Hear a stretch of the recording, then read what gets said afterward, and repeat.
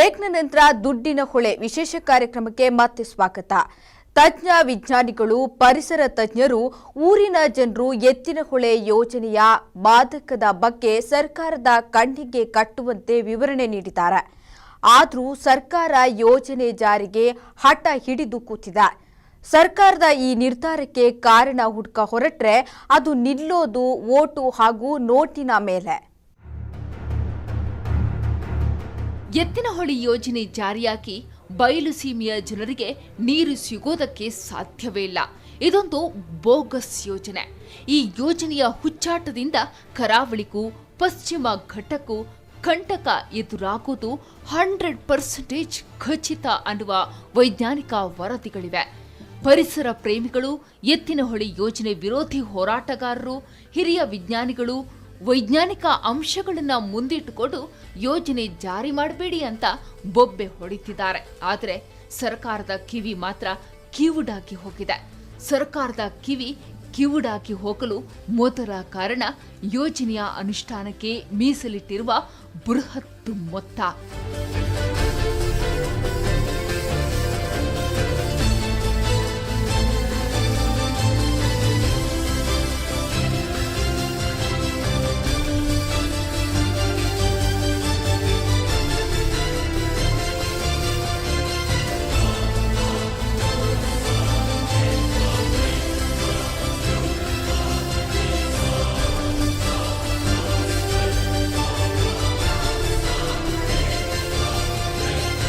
S, ಹಣ ಕಂಡ್ರೆ ಹೆಣ ಕೂಡ ಬಾಯಿ ಬಿಡುತ್ತೆ. ಅದರಲ್ಲೂ ರಾಜಕಾರಣಿಗಳ ಬಾಯಿ ಇನ್ನೂ ಸ್ವಲ್ಪ ಹೆಚ್ಚಾಗಿಯೇ ಓಪನ್ ಆಗುತ್ತೆ. ಎತ್ತಿನಹೊಳೆ ಯೋಜನೆಯ ಅನುಷ್ಠಾನಕ್ಕೆ ಈಗಾಗಲೇ 12,000 ಕೋಟಿಗೂ ಅಧಿಕ ಹಣವನ್ನ ಮೀಸಲಿಡಲಾಗಿದೆ. ಈ ಬೃಹತ್ ಮೊತ್ತ ಭ್ರಷ್ಟ ರಾಜಕಾರಣಿಗಳ ಕಣ್ಣು ಕುಕ್ಕುತ್ತಿದೆ. 12,000 ಕೋಟಿ ಖರ್ಚು ಮಾಡಿ ಚಿಕ್ಕಬಳ್ಳಾಪುರಕ್ಕೆ ನೀರು ಕೊಂಡೊಯ್ಯೋದು ಬೇಡ, ನೀರಿನ ಕೊಳವೆಯನ್ನಾದರೂ ಕೊಂಡೋಗೋಣ ಅಂತ ಕೆಲ ನಾಯಕರು ಪಣ ತೊಟ್ಟು ನಿಂತಿದ್ದಾರೆ.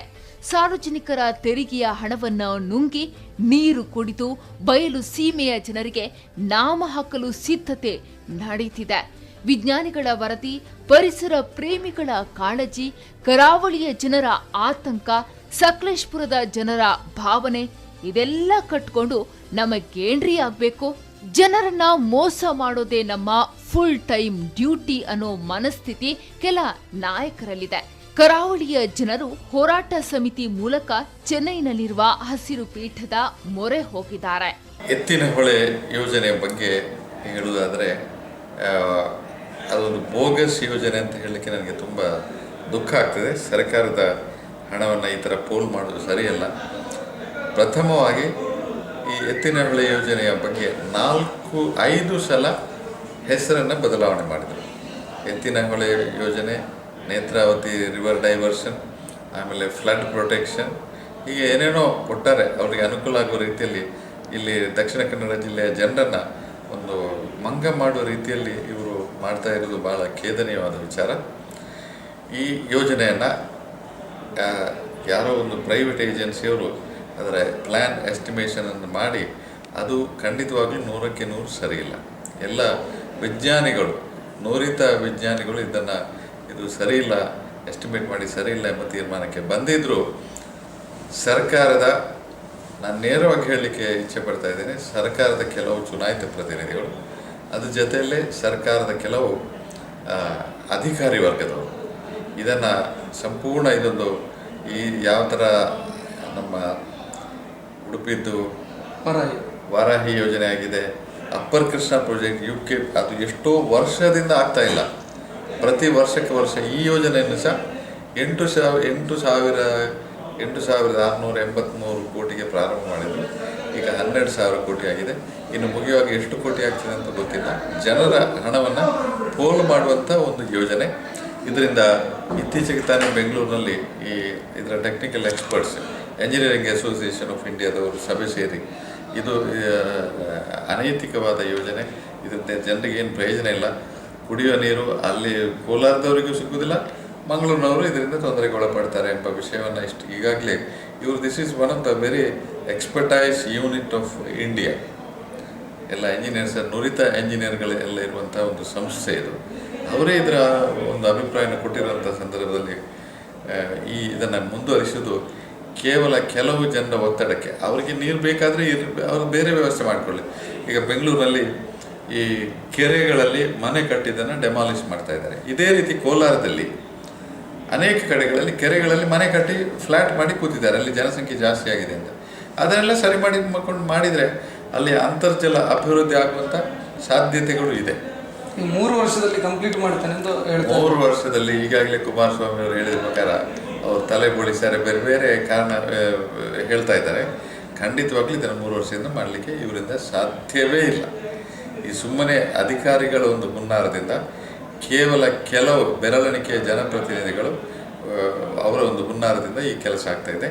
ಇದು ಮತ್ತೊಂದು ರೀತಿಯಲ್ಲಿ ಹೇಳೋದಾದರೆ ಇದು ಹಣ ಮಾಡುವ ಕೆಲವು ಅಧಿಕಾರಿಗಳು, ಕೆಲವು ಚುನಾಯಿತ ಪ್ರತಿನಿಧಿಗಳು ಹಣ ಮಾಡುವ ಮೂಲ ಉದ್ದೇಶ. ಅವ್ರಿಗೆ ನೀರು ಬೇಕಿದ್ರೆ ಬೇರೆ ಬೇರೆ ವ್ಯವಸ್ಥೆಗಳಿದೆ, ಖಂಡಿತವಾಗ್ಲೂ ಅದನ್ನು ಮಾಡಲಿಕ್ಕೆ ಸಾಧ್ಯ ಇದೆ. ಆದ್ದರಿಂದ ಇದನ್ನೆಲ್ಲ ಮನಗಂಡು ನಾವು ಕೋರ್ಟಿಗೆ ಹೋಗಿದ್ದೇವೆ. ನಾವು ಸರ್ಕಾರ ಹೈಕೋರ್ಟಿಗೆ ಹೋದಾಗ ಅಲ್ಲಿಯ ಕೆಲವು ನುರಿತ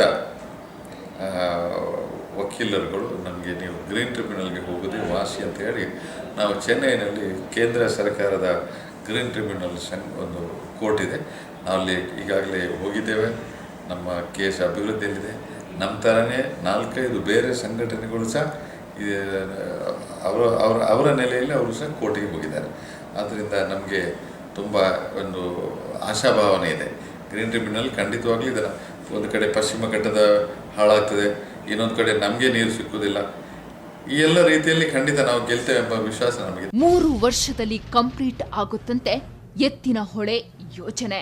ಸರ್ಕಾರದಿಂದ ಬರುತ್ತಿದೆ over confidence dialogues. CM HDK ನಡುವೆ ಕೂದಲು ಬೋಳಿಸುವ ಸವಾಲ್.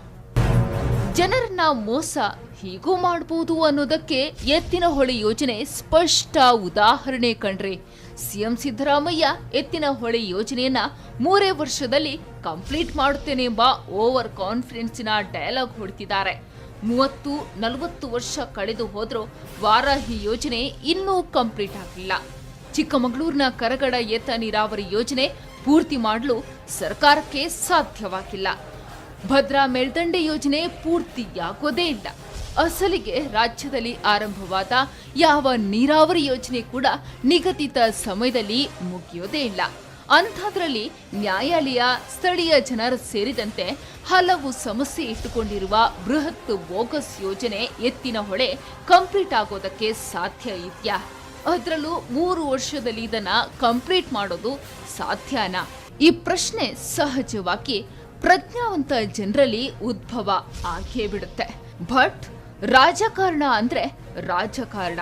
ಬಯಲು ಸೀಮೆಯ ಜನರನ್ನ ಭಾವನಾತ್ಮಕವಾಗಿ ಮೋಸಗೊಳಿಸಿ ಎಂದೂ ಮುಗಿಯದ ಯೋಜನೆಯೊಂದಕ್ಕೆ ಕಾಂಗ್ರೆಸ್ ಸರ್ಕಾರ ಚಾಲನೆ ನೀಡಿದೆ. ಬಯಲು ಸೀಮೆಯ ಜನರು ಮಾತ್ರ ನೋ ಪೆದ್ದು ಮಾಡಿ ಅನ್ನಲು ಮರೆತಿದ್ದಾರೆ.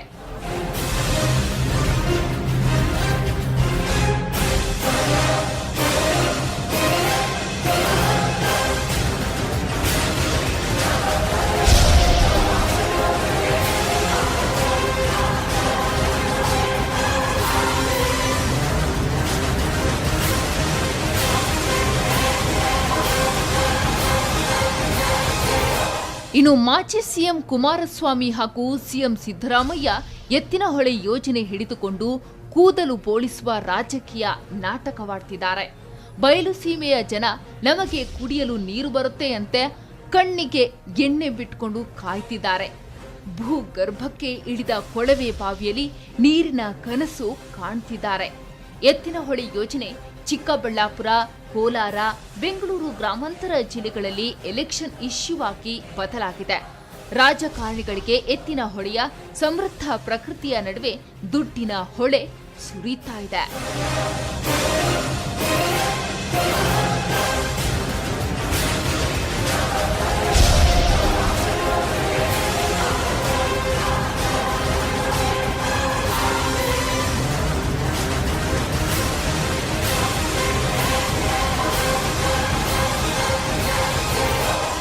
ಇದು ಈ ಹೊತ್ತಿನ ವಿಶೇಷ ದುಡ್ಡಿನ ಹೊಳೆ.